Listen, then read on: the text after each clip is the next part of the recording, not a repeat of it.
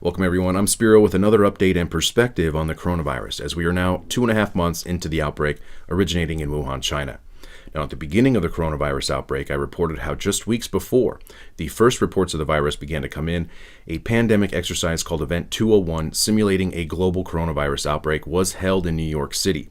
The United Nations, the World Health Organization, the World Economic Forum, the American and Chinese CDC, the media, major banks, vaccine manufacturers, and the Bill and Melinda Gates Foundation all participated.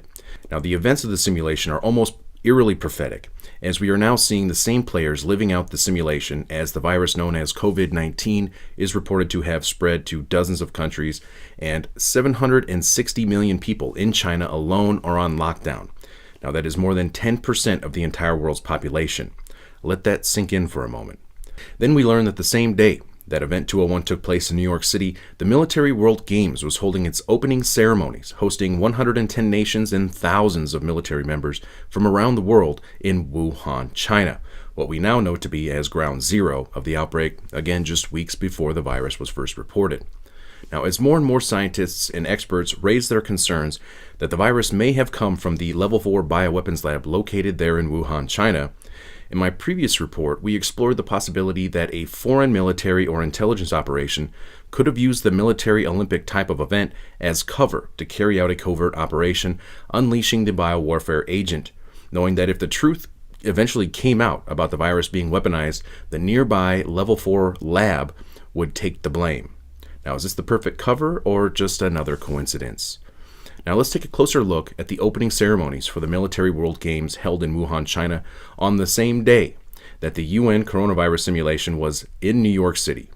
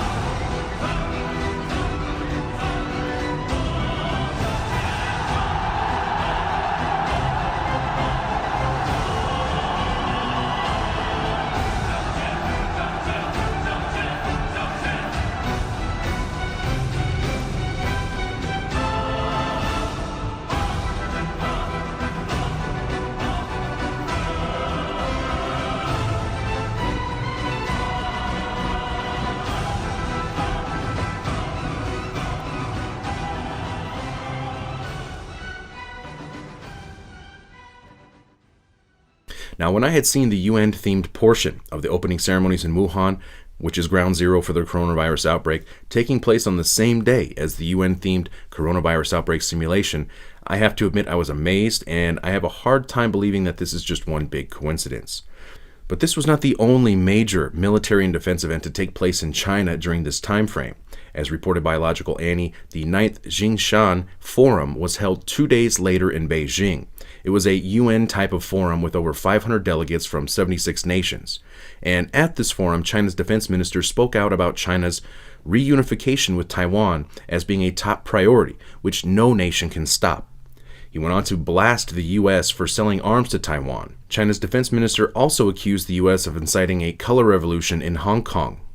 As we see, the coronavirus outbreak has crippled China, with more than half of its population on some type of lockdown. China's economy has grind to a halt, as we see many nations closing its doors to China and Chinese goods. On the heels of the U.S.-China trade war, China, the world's largest economy, is now at a standstill.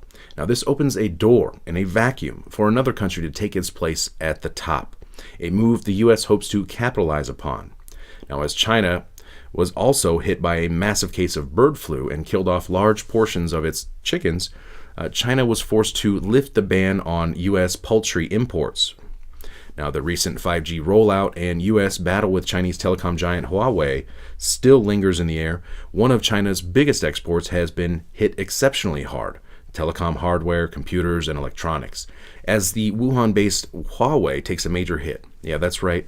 Huawei has a major headquarters right there in Ground Zero, Wuhan, China.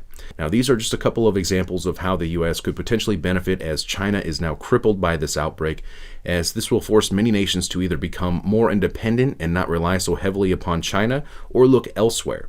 Now, President Trump has been saying throughout his presidency that he intends to bring industry and jobs back to the U.S. Now, whether this is all just a big coincidence or not, this freezes America's #1 economic enemy, China, at least for the moment, temporarily. But we cannot disregard the UN's fingerprints on this crisis, as this opens up the door for more global control and a cashless society potentially, as we see China already removing its paper fiat currency for possible virus contamination, just as the world's central banks are about to launch their own central bank digital currencies.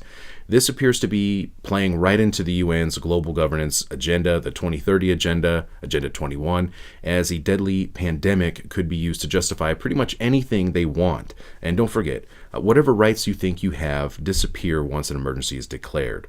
We're already seeing people hauled off and taken away in China. Stay tuned for more. Be sure to like, share, and subscribe. You can also follow me on Twitter and BitChute. I'm Spiro. Thanks for watching, and please be sure to share your thoughts below.